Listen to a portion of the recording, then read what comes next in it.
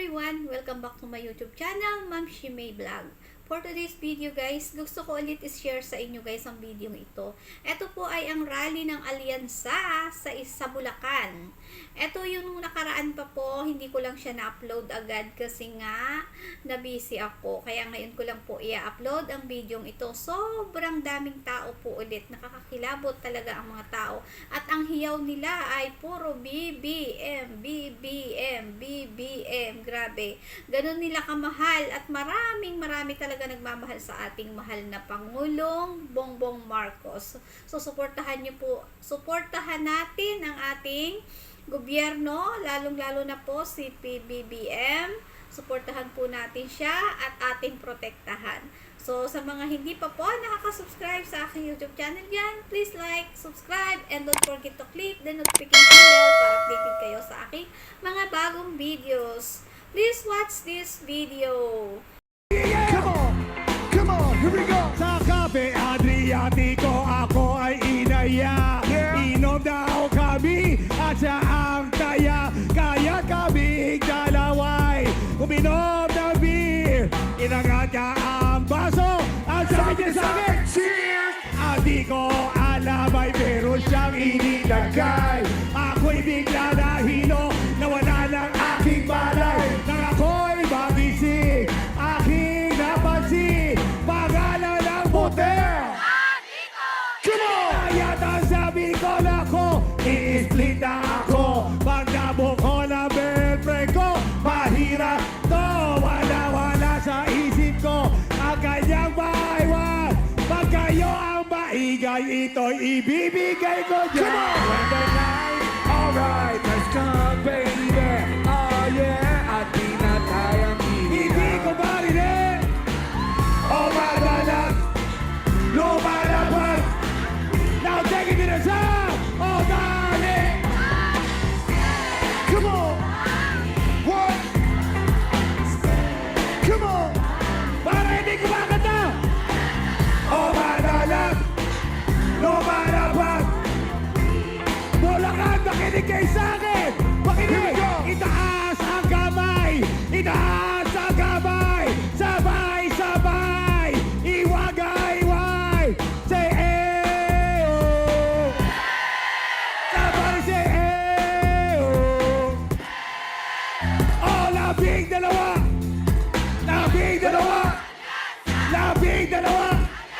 Oh, para sa labing dalawa. Oh, para sa good night. Alright, has come, baby. Oh, yeah. Hindi ko marinig. Oh, madalas. Lumalabas. Banyo Queen. Everybody sing. When the night. Alright, has come, baby. Oh, yeah. Happy na tayang everybody sing. Oh, madalas. Lumalabas. Nakaninong ingay! Ito ba pinakamaingay? Ito ba pinakamaingay?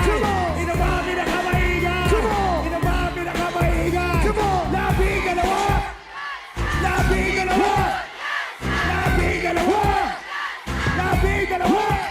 Oh, para sa!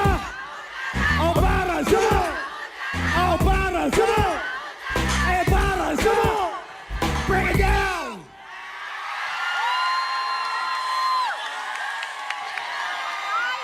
Oh, aking Bulacan, ang 12 alyansa. Hindi kayo pababayaan. Sino ang pinakamaingay? Thank you! God bless Bulacan!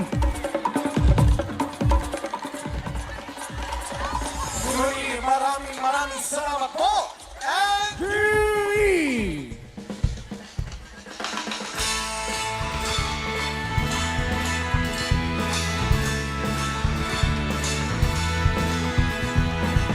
Mga kababayan, ang Pangulo ng Republika ng Pilipinas His Excellency Ferdinand Romualdez Marcos Jr.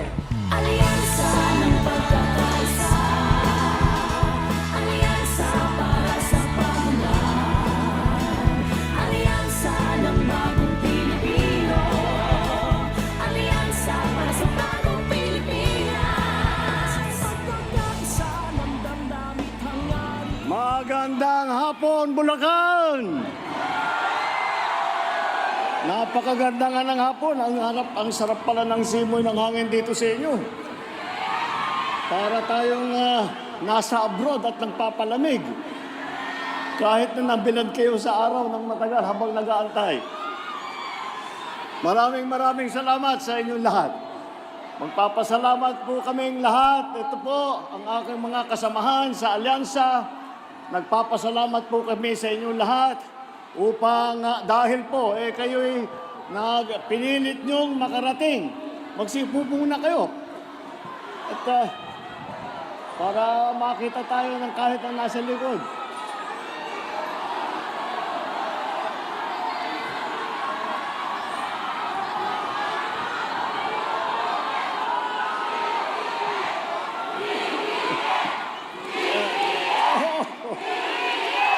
Salamat.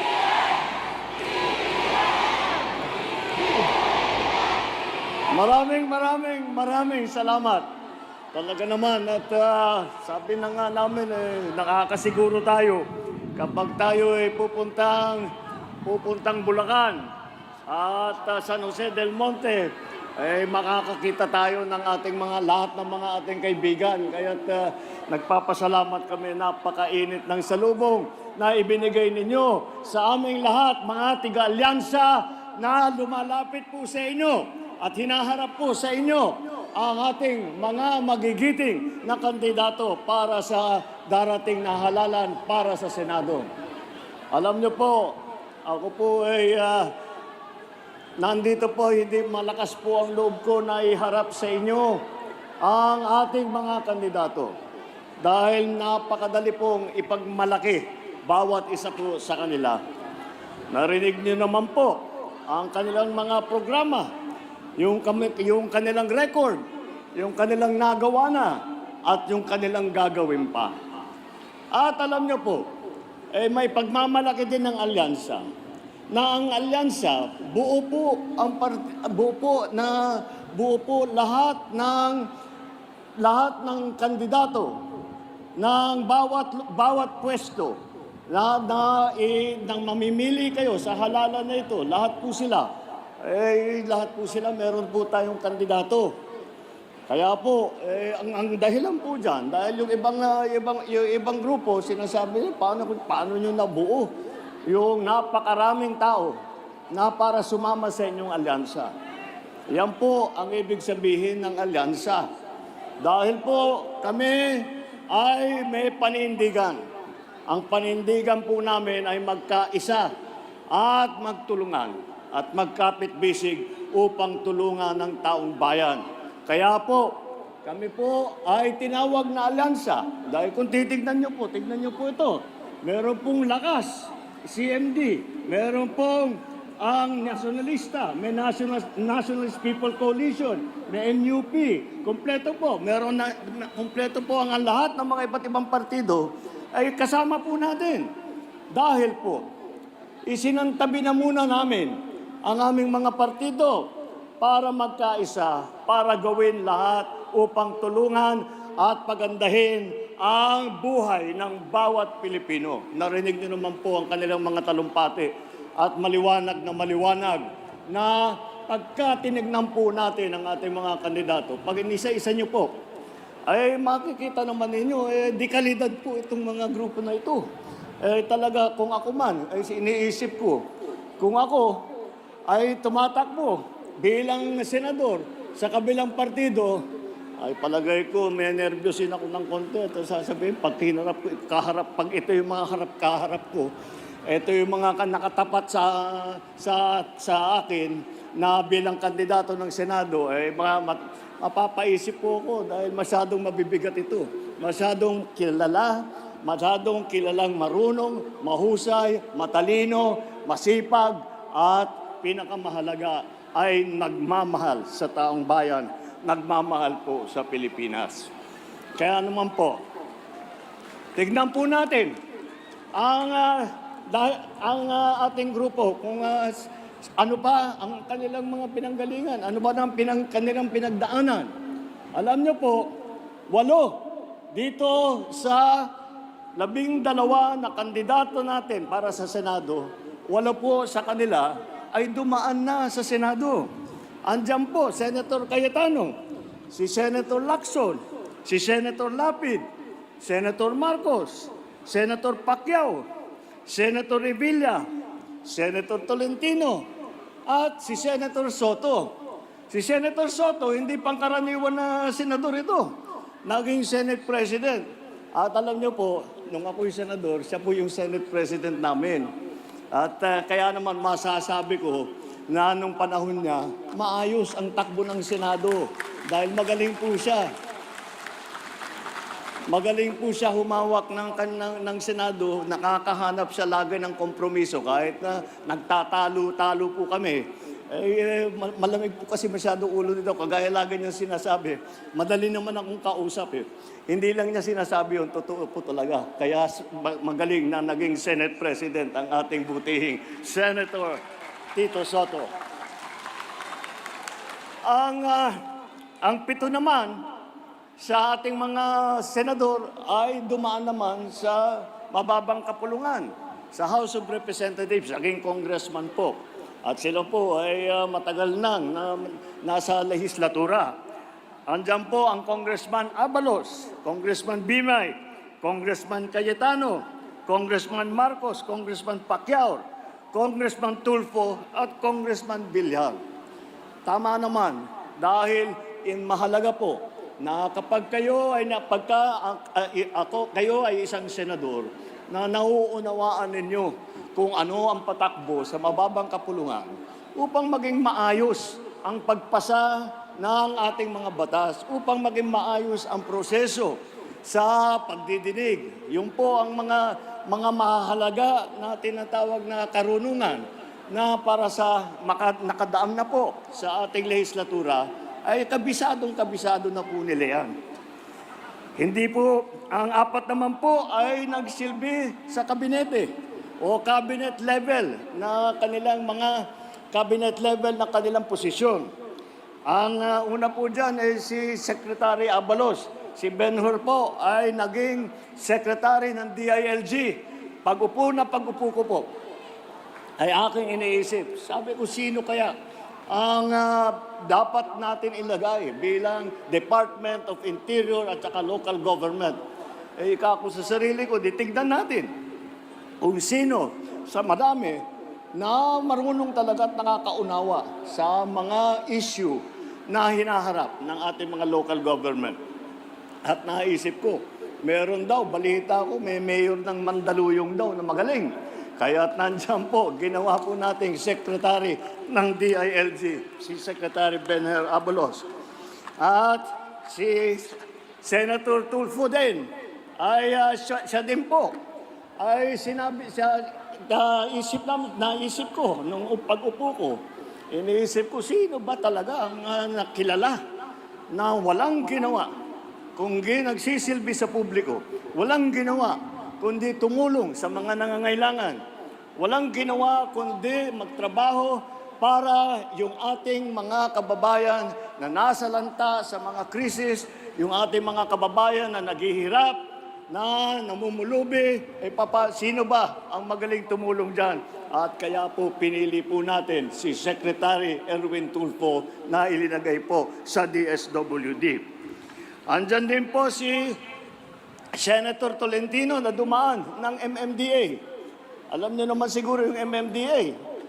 Yung MMDA, Metro Manila Development Authority. Mahirap po na trabaho yan.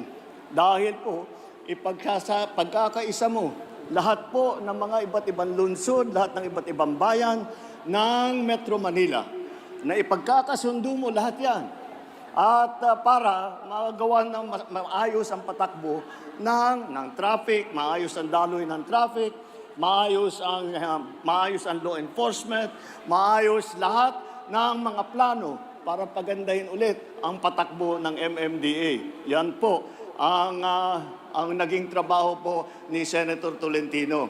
Pero lumampas po siya sa Metro Manila dahil di ko po makakalimutan noong tinamaan ang Region 8, Region 7, Region 6 ng Yolanda. Kami po, ako nasa Tacloban po, nag-aantay kami, nagmamakaawa kami sa national government na magpadala ng tulong dahil sa dami ng pangangailangan. At alam niyo po, nagulat na lang po kami.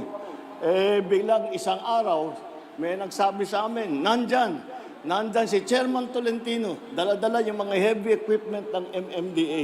Sila po ang nauna na nakarating. Ganyan po ang serbisyo na binigay po ni Senator Tolentino. Ang isa pa po na humawak ng pagtulong sa pagdaan po ng Yolanda ay si Senator Ping Lacson.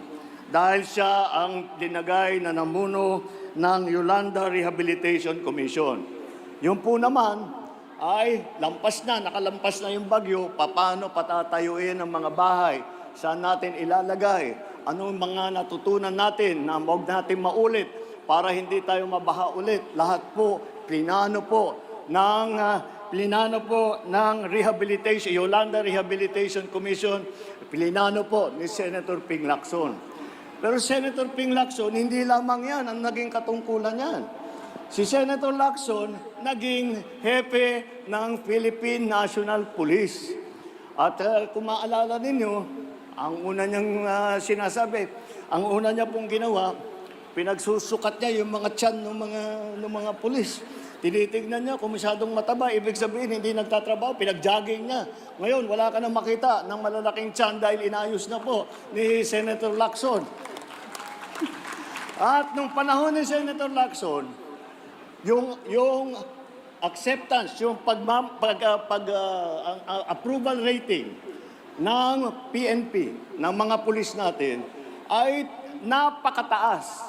Hindi na po naulit yung ganung klaseng rating nung nangyari nung panahon ni Chief PNP, General Lacson. Alam na po nila, makita mo, pagka titignan nyo po, maliwanag na maliwanag. Alam na po nila ang trabaho sa gobyerno.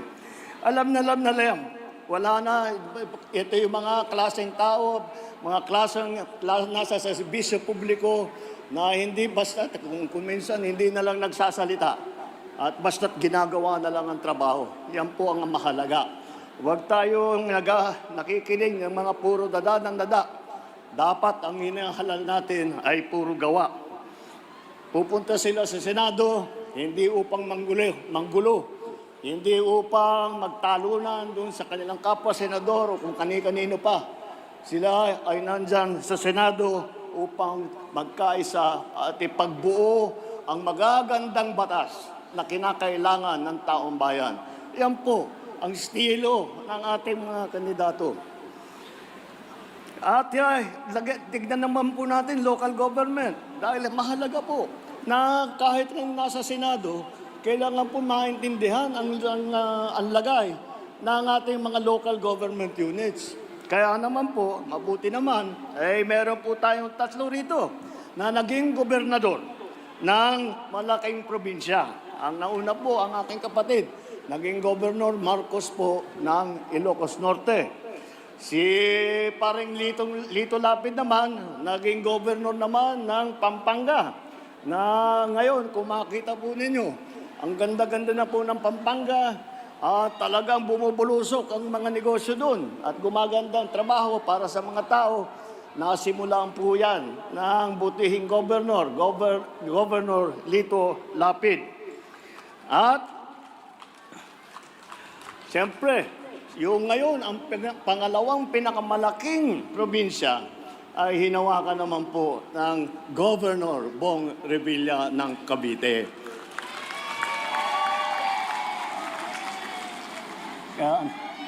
Siya po ay nakita po kung nakakatiyak naman ako na marami sa inyo nakakabisita doon sa kanila sa Cavite. Nakita naman ninyo kung ano yung progreso, anong pag-uunlad ng Cavite. Yan po ay naging trabaho niya mula nung siya ay naging vice-gobernador, naging gobernador, naging senador, patuloy po ang kanyang trabaho. Kaya makita niyo naman, napakaganda ang mga naging matagumpay na proyekto at programa na sinimulan ng ating tatlong magaling na gobernador. Meron din tayo mga mayor. Tatlong lungsod na malalaki. Unang-una, si Mayor Benhur Abalos ng Mandaluyong. Yan po nung panahon po ni Mayor Abalos, nung panahon ni Mayor Benhur, na mayor siya ng Mandaluyong. Marami pong natanggap, pagkikilala, binigyan po siya ng mga aming premyo dahil sa magandang patakbo niya sa city, sa Mandaluyong City. Kaya po makikita naman po ninyo, maliwanag na maliwanag, naiintindihan niya ang patakbo at alam niya ang lagay at ang pangangailangan ng bawat isa. Hindi lamang yung mga malalaki na tao, malalaking negosyo, kung hindi ang bawat kababayan niya sa Mandaluyong, bawat kababayan niya sa Pilipinas. At naging mayor din po si Senator Tolentino, mayor ng Tagaytay. At alam niyo po, si Senator Tolentino po, walang ginawa po yan, kundi nag-aaral. At tinitignan po niya lahat kung ano yung pinakamagandang pwedeng gawin. Kaya kaya po lahat ng tao, kapag yung sinasabi, may plano ako para sa Tagaytay, inalapitan niya, lahat po ay nakikinig sa kanya. Dahil meron talagang sinabi ang ating magaling na Senator Tolentino. At ang pangatlong mayor ay ang mayor ng pinakamayaman na lungsod sa buong Pilipinas, Mayor Abby Binay ng Makati City. Sikat na sikat ang Makati City. Ngunit, alam nyo, maraming iniisip nila na kapag ikaw ang naging mayor ng isang syudad na napakayaman, napakadali ng trabaho, hindi po totoo yun dahil karamihan po ng malalaking negosyo ay nandyan sa Makati. Kailangan po na mapagbutihan ang patakbo ng Makati, ng pamahalaan ng Makati, upang patuloy na susuportahan siya at pupuntahan. Lalagyan po ng investment yung Makati City. Tuloy-tuloy nga naman ang nangyari. Ganun na nga ang nangyari sa Makati City. Tuloy-tuloy ang pagpasok ng mga malalaking negosyo. Tuloy-tuloy ang pagparami ng trabaho. Tuloy-tuloy ang kanilang mga benepisyong natatanggap sa Makati City. Yan po ay ginawa, yan po ay trabaho ng ating Mayor Abby Binay. Ano pa, baka naman po isipin ninyo na lahat po ng ating kandidato ay galing Maynila, galing lamang sa Luzon. Ay hindi po totoo yun. Tignan po natin. Unang-una, ang ating kinikilalang kampyon ng buong mundo, hindi lamang Pilipinas. Si Manny Pacquiao na tiga Bukidnon, Sarangani, Jensen. Alam po, nandyan po siya. At nakikita nyo na sumisikat ngayon yung kanilang lugar. Dahil nakikilala, nandyan, tiga doon pala yung Manny Pacquiao. Tiga doon pala. Kaya tignan natin. Ngayon, nakikilala na. Ang mga pinupuntahan na po, dinadayo na po. Ang Jensen, ang Sarangani, dahil po pinasikat po ng ating Senator Manny Pacquiao. Andyan din po si Senator Erwin Tulfo. Siya po ay laking Davao at saka Sulu.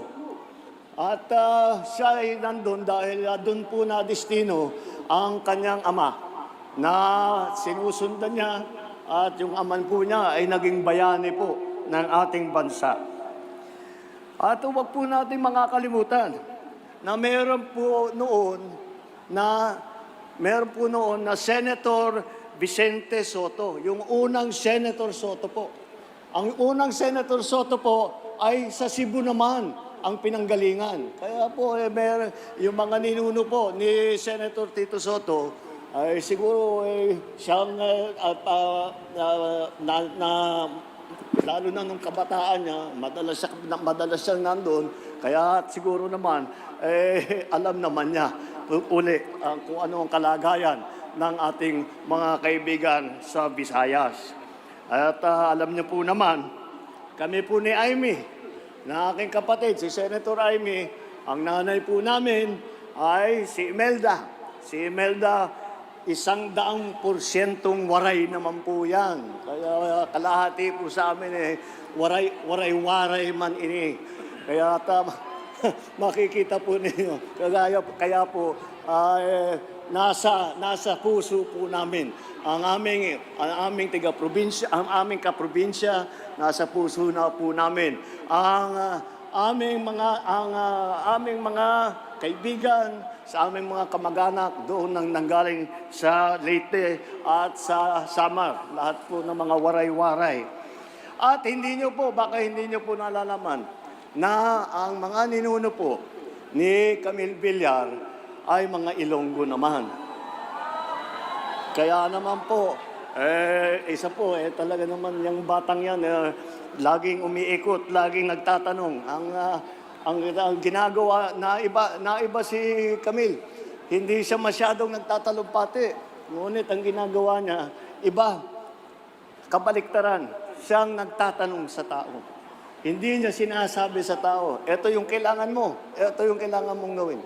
Ang laging ugali niya, nagtatanong po, ano po ang kailangan ninyo? Ano sa palagay nyo ang kailangan gawin? Yan po ang mga kailangan natin sa Senado. Ang nakikinig sa tao, hindi linelekturan ang tao. At dagdagan po natin ng mga kwalifikasyon itong grupo natin. 4 po.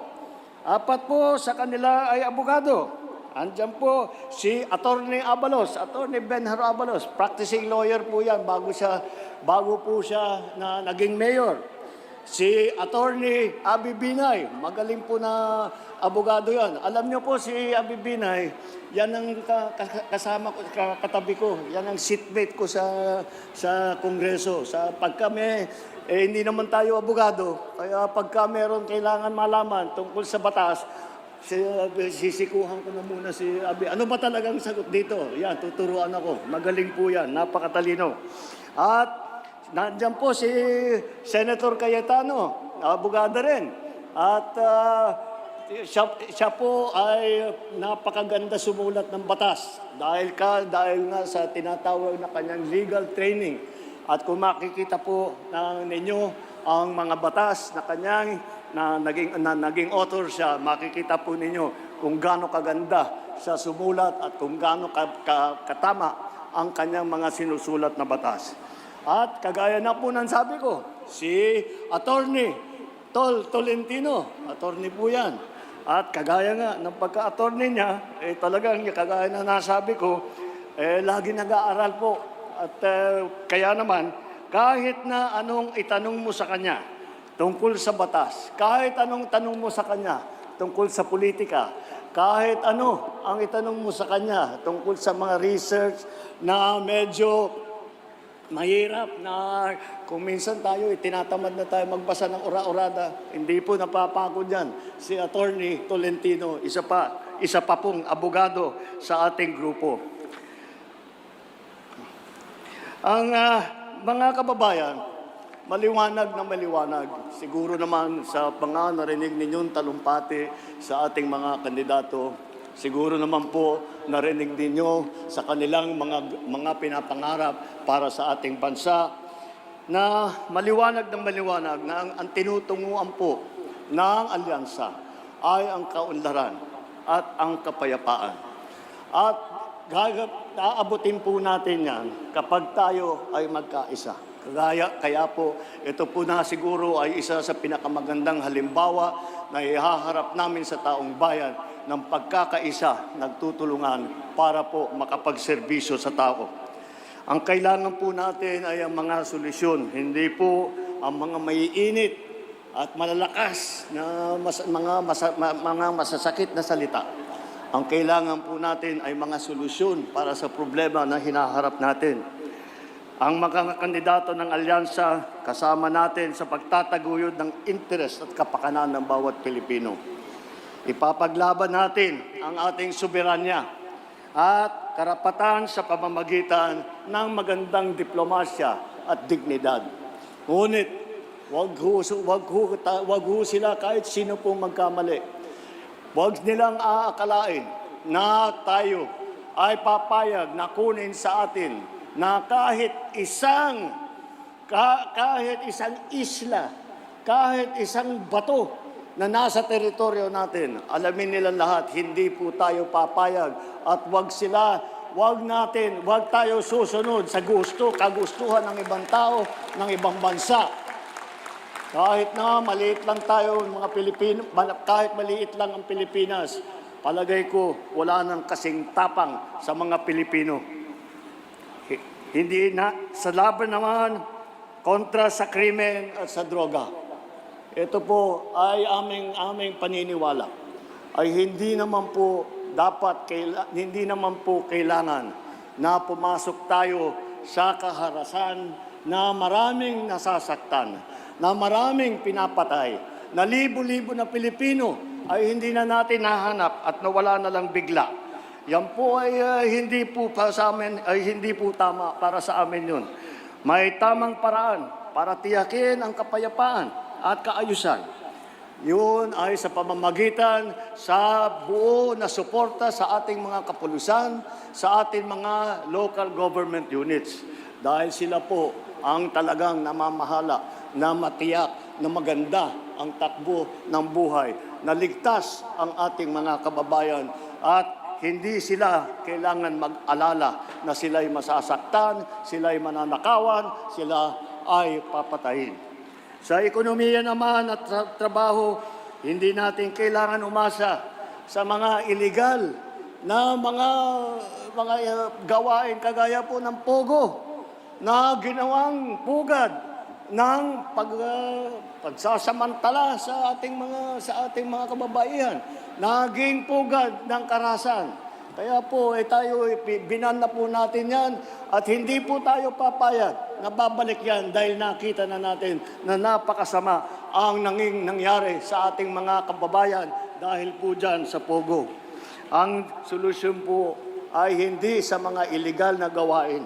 Ang solusyon po ay nasa tunay na trabaho, nasa magandang kabuhayan at suporta sa maliliit at sa mga nangangailangan. Magkaisa po tayo at mamili po tayo ng alam natin na tuloy-tuloy magtatrabaho, na itinayanan nila ang kanilang buong buhay upang magserbisyo sa Pilipino. Itong ating mga kandidato, napakahaba na po ang kanilang record na nagsiservisyo sa Pilipino. At hindi lamang sila nakaupo na sa matataas na posisyon. Ngunit siniseryoso po nila ang kanilang katungkulan at gumawa sila ng maraming maganda upang pagandahin ang buhay ng bawat Pilipino, upang pagandahin ang Pilipinas. Yan po ang hinaharap po natin. Ito po ang mga ating kandidato para sa darating na halalan, ating mga kandidato para sa Senado. Mabuhay po ang alyansa sa bagong Pilipinas. Mabuhay ang Bulacan, mabuhay ang Pilipinas. Muli po mga kababayan, ang ating mahal na Pangulo, His Excellency Ferdinand R. Marcos Jr.